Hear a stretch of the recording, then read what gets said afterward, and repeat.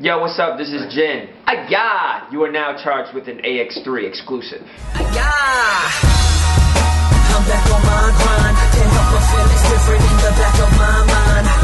This time it's a fact that you'll find. All I do is for you. That's right. I'm sexy.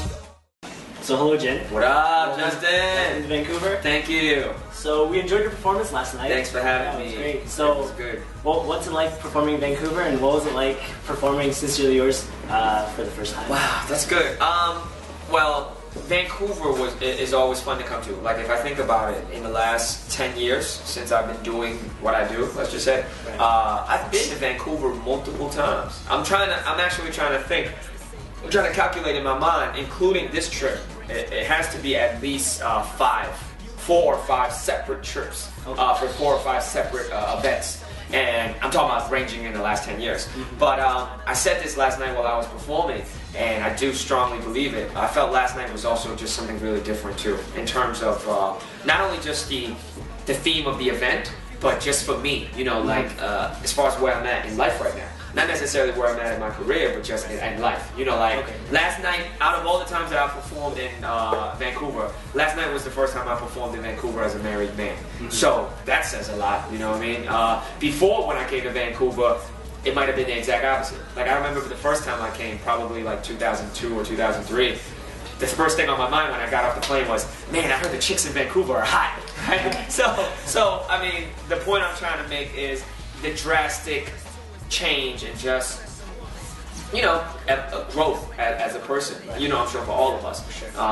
But last night was cool, and performing Sincerely Yours was very cool. I mean, I'm a bit bummed because I just wasn't as on point as I could have been last night. Because you know, for the people that may not have attended or may not know the full backstory, but I had to fly here twice because I flew here once originally the day before, got denied at immigration, you know, for unforeseen circumstances. They sent me back to Hong Kong. I landed in Hong Kong, and they told, you know, the people in Vancouver, the team reached back out to me and said, yo, Jin, can you get on a plane and come back? We might be able to get you in.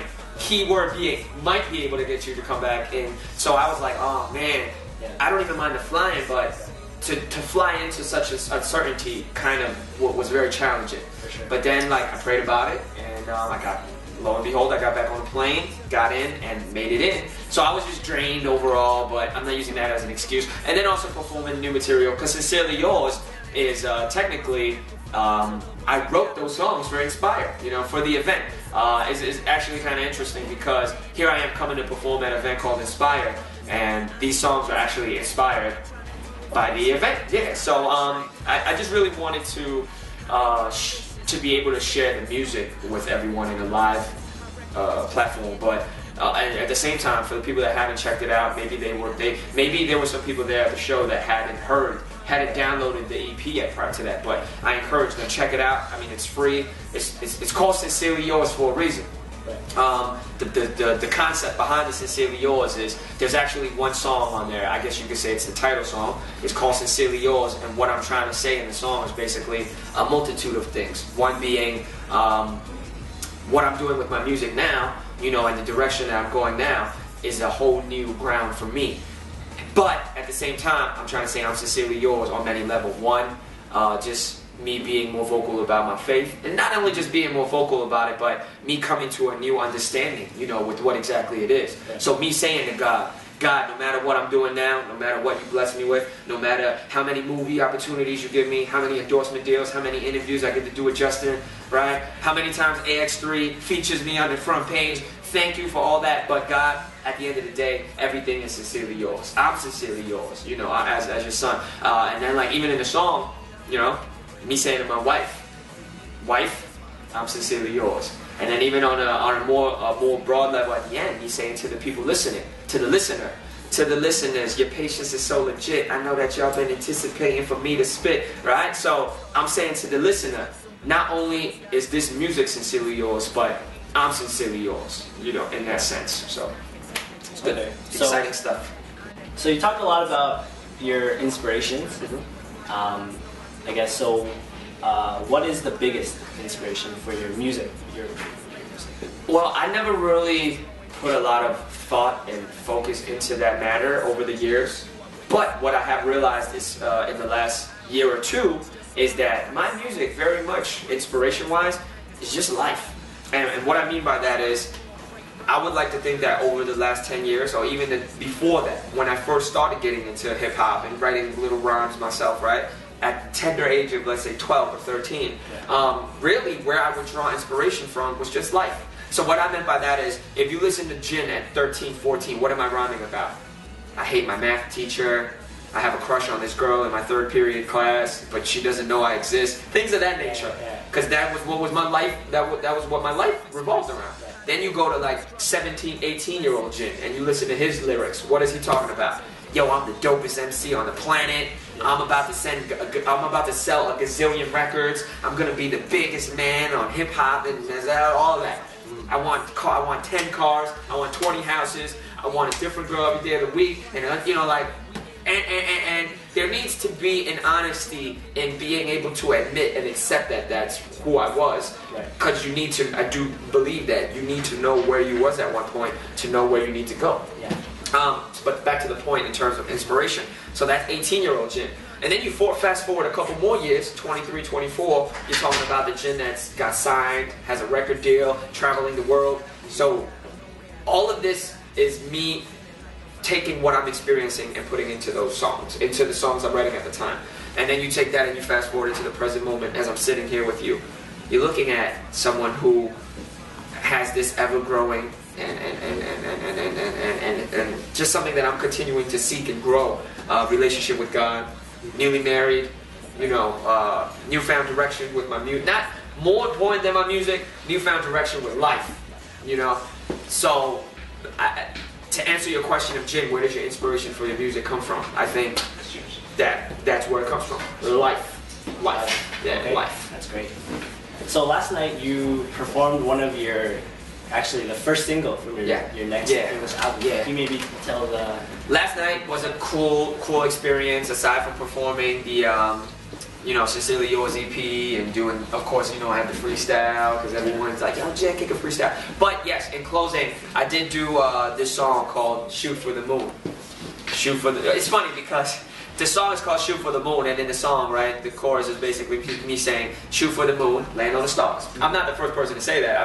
I don't recall where, but I heard that phrase somewhere before, and I thought it was cool to utilize it in a song. But with the events in the last 48 hours, with also me potentially not being able to get into Vancouver, I was joking around with my wife and, you know, my manager, and we were just like, yo, I should do a remix and call it Shoot for the Moon, Land in Vancouver, you know, because there was a potential that I wasn't going to get in. But anyways, yeah, Shoot for the Moon is the first single off my upcoming English project.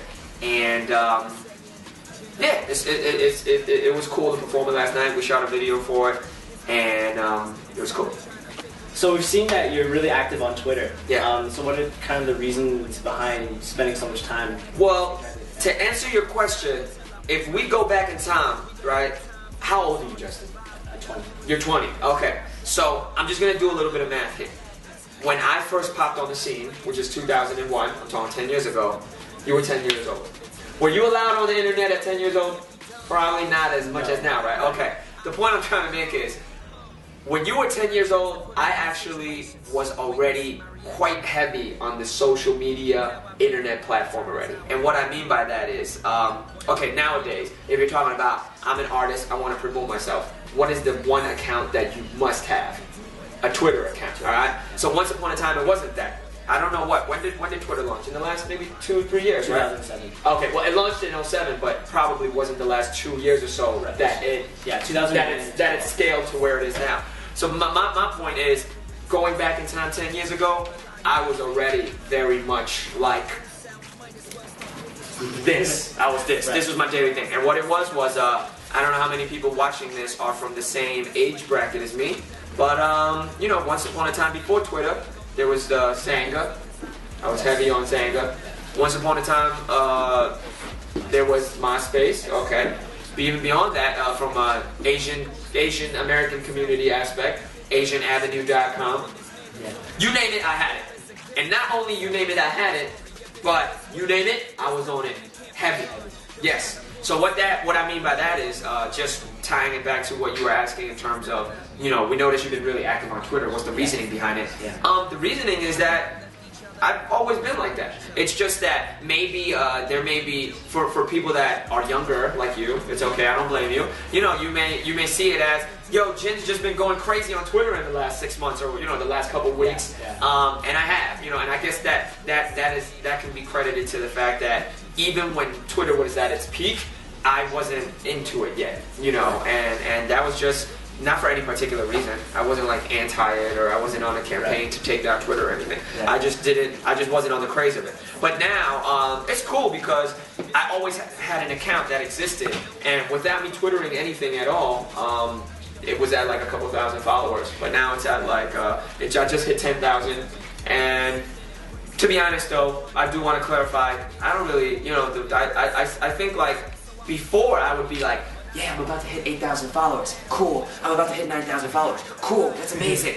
But now that I look at it, and it's like, what does that really mean? I can have 1 million followers, but if they're not looking at what I'm typing, and there's no connection with what I'm typing, and there's no connection at all with me and them, you can have a gazillion followers, but it means nothing. So to be honest, I got to a certain point where I said to myself, yo, who cares if it's only 300 people following me? I'd rather have 300 people following me, but I have a super solid connection with these 300 people. Yeah. And on the topic of Twitter, I technically can talk about this for a whole episode, and but I won't do that. I won't abuse the viewers, and I won't abuse you either. But there is one last thing that I want to share with my Twitter experience, is that I really think Twitter is cool in the way that the platform is set up. It does allow a very direct connection. Like, okay, I want to say something directly to Jin. Ayo Jin, you type it, it comes directly to me. I read it, I want to reply to it in a very direct manner. I hit reply, okay, it says @Justin, and I reply to it. So that's cool.